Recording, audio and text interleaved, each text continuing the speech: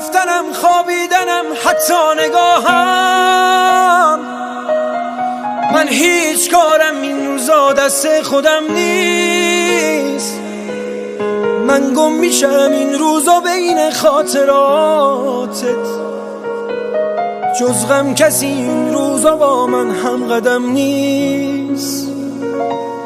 من از غرورم این روزا چیزی نمونده، وقتی که سر رو بالش خیسم میذارم، تو روزهای خوبیت من پیش روته، برعکس من آینده خوبی ندارم. تو از گذشتت هیچ چیزی بر نداشتی،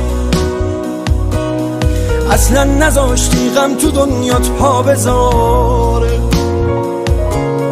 برعکس من توی گذشته گیر کردم. دنیای تو با من یه دنیا فرق داره، من دم به دم دلتنگ روزای گذشتم، چیزی که واسه تو اهمیت نداره. موهامو که دیدم برفات فکر کردم، تو زندگی عشقی دوبار فرصت نداره.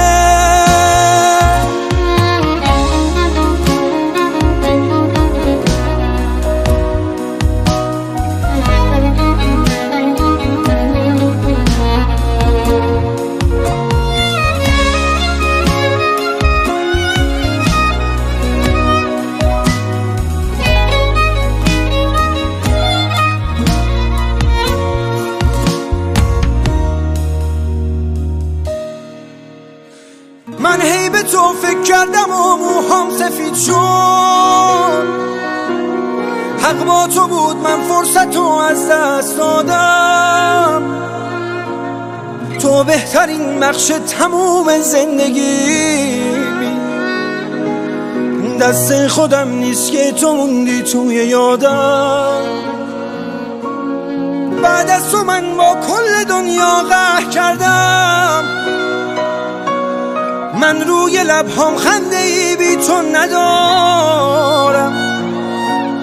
با رفتن آیندم و از من گرفت، برگرد من آینده ای بی تو ندارم.